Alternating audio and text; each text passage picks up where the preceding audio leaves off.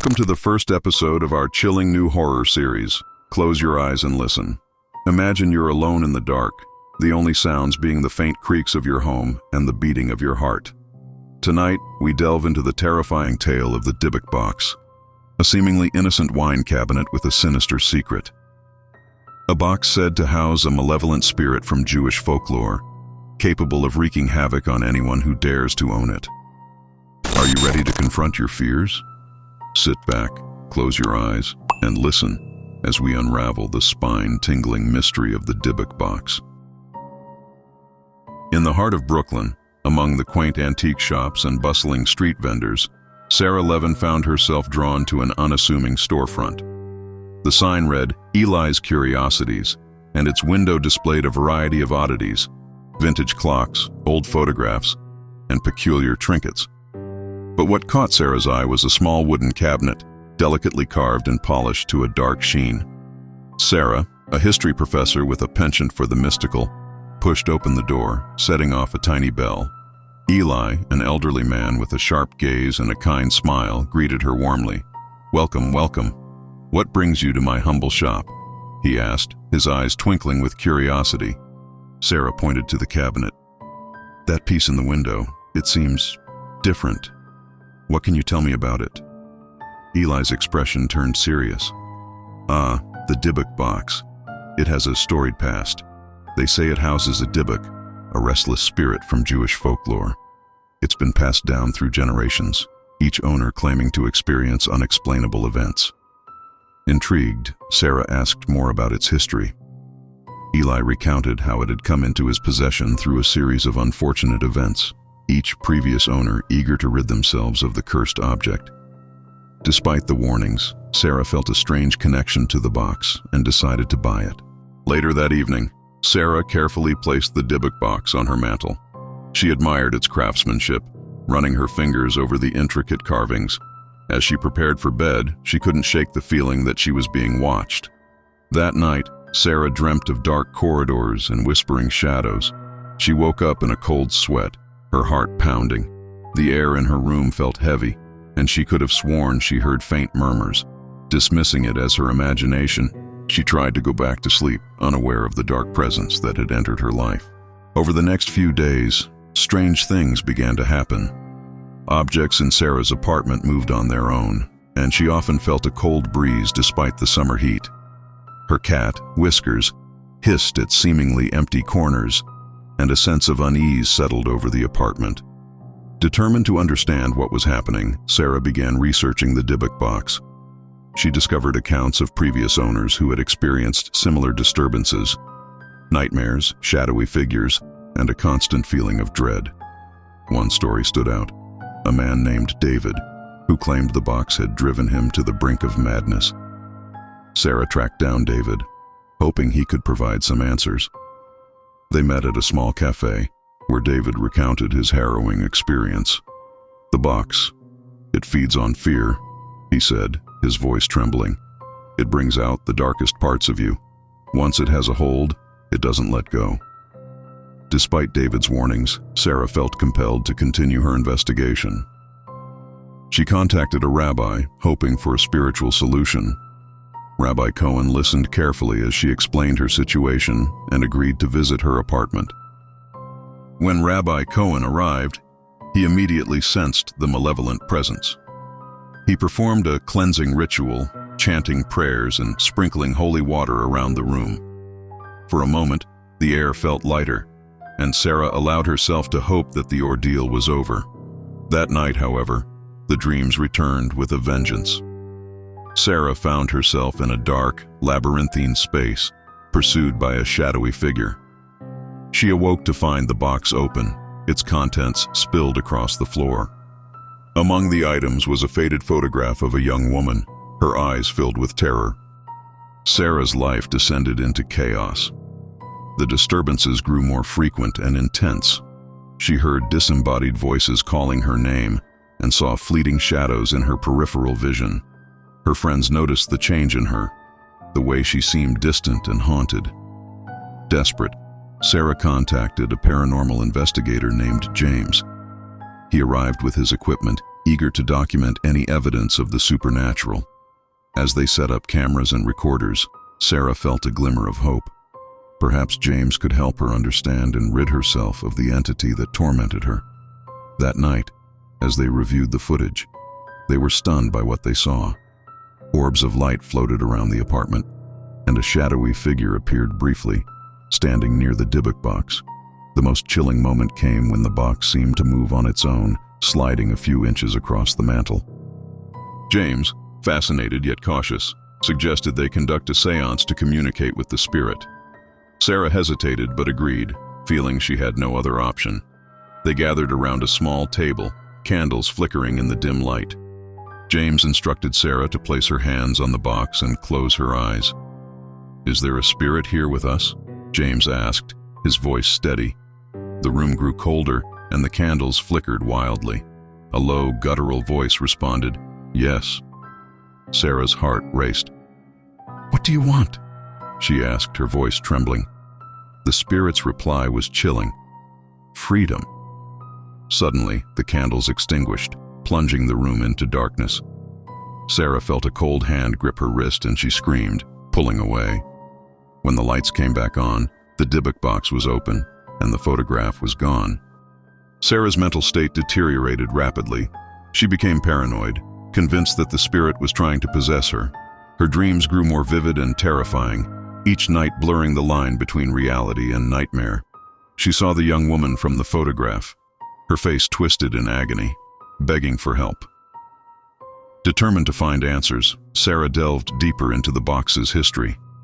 She learned of its origins in Eastern Europe, where it had been created by a desperate man seeking to trap a malevolent spirit that had tormented his village.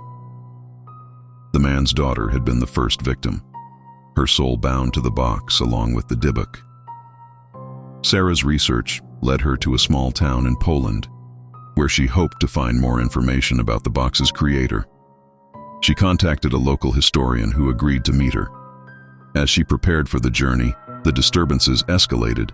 She heard whispers in foreign languages and saw writing appear on the walls, scrawled in what looked like blood. The flight to Poland was uneventful, but as soon as Sarah arrived, she felt a sense of foreboding.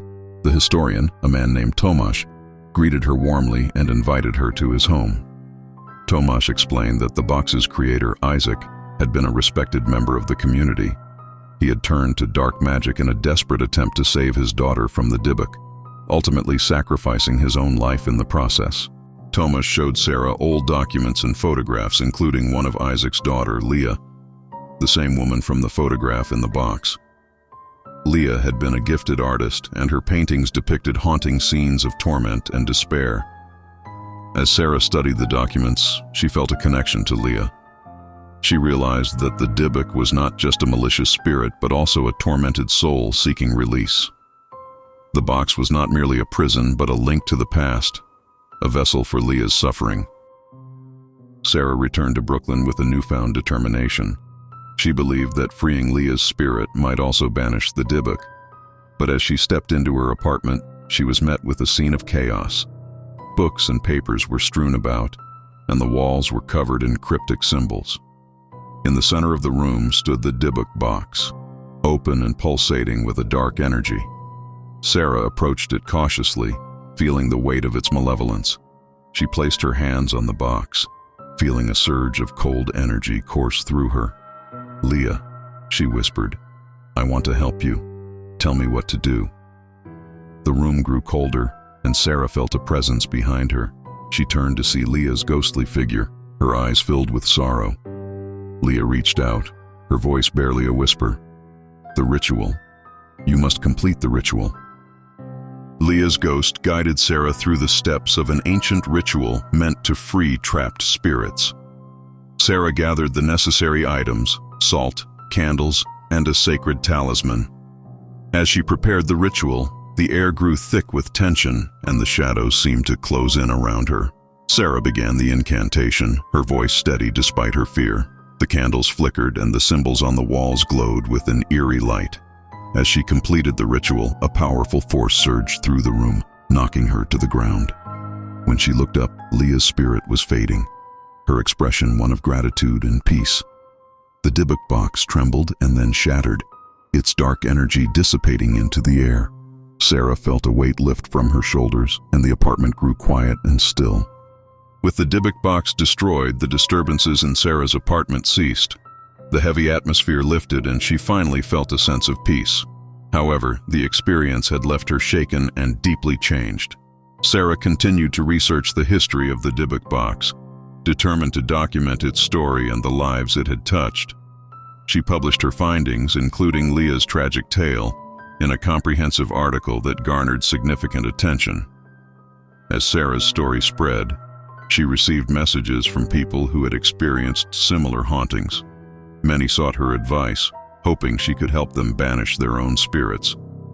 Sarah became a reluctant expert on the supernatural, using her knowledge to assist others in their struggles.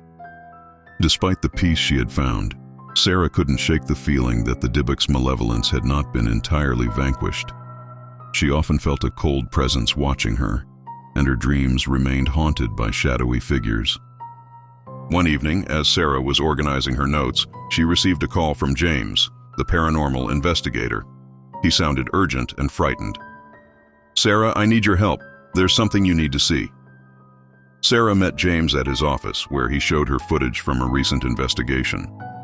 The video depicted a family experiencing similar disturbances to those Sarah had faced, objects moving on their own, cold spots, and shadowy figures.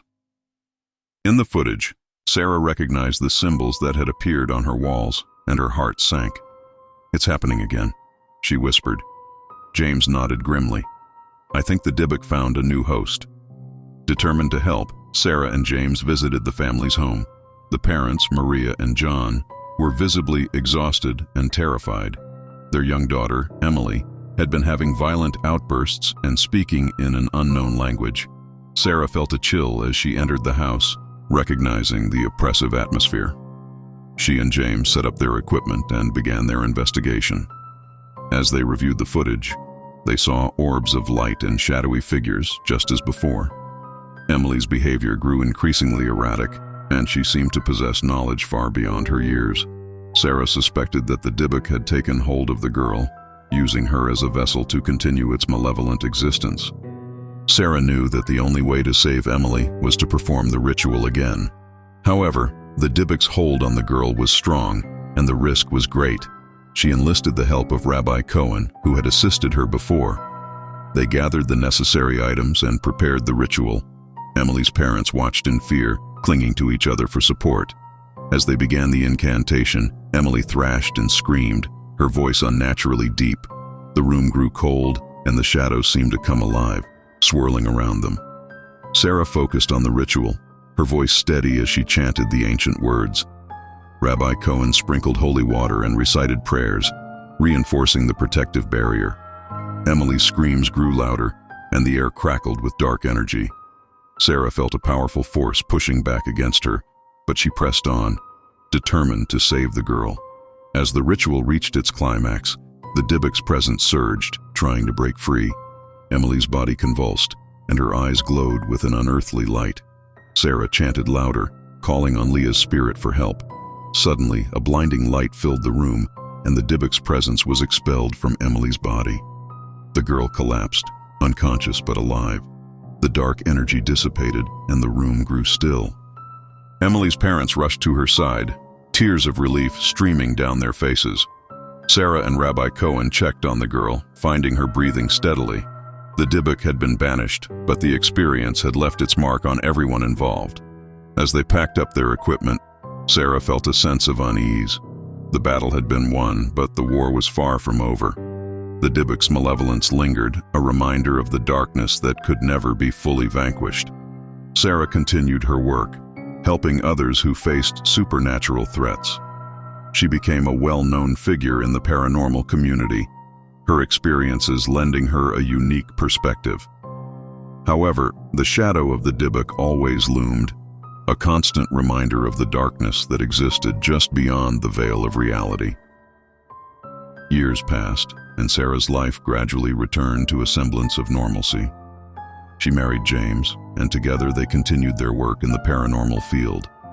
They had a daughter, whom they named Leah. in honor of the spirit who had guided Sarah through her darkest times. Despite the happiness she found, Sarah never forgot the lessons she had learned. The Dybbuk's presence had shown her the thin line between the living and the dead, and the power of belief and fear. One evening, as Sarah tucked Leah into bed, the girl looked up at her with wide, innocent eyes. "Mommy, do you think ghosts are real?" Sarah smiled, brushing a strand of hair from Leah's face. "I think that sometimes, when we remember those we've lost, they stay with us in a way. But as long as we hold on to love and light, we can face any darkness." Leah nodded, satisfied with the answer, and closed her eyes. Sarah watched her daughter sleep, feeling a sense of peace. The Dybbuk had taught her many things, but the most important lesson was that love and resilience could overcome even the darkest forces. As she turned off the light and left the room, Sarah knew that the shadows would always be there, lurking at the edges of her vision. But she was no longer afraid. She had faced the darkness and emerged stronger, ready to confront whatever lay ahead. And so, the story of the Dybbuk Box came to a close. Its legacy lived on, a cautionary tale of the power of the supernatural and the resilience of the human spirit. Sarah's journey had shown that even in the face of unimaginable horror, hope and courage could prevail. You've just experienced the haunting tale of the Dybbuk Box, a story that reminds us how thin the veil between our world and the supernatural truly is. As you return to the safety of your surroundings, remember that some doors, once opened, can never be fully closed. Thank you for joining us on this chilling journey in our new horror series, Close Your Eyes and Listen. We hope you felt the fear, the tension, and the suspense that come with delving into the unknown. If you enjoyed this tale and crave more spine-tingling stories, be sure to subscribe and stay tuned for our next episode. Until then, keep your eyes open, and remember, the shadows are never far away. Good night, and sweet dreams.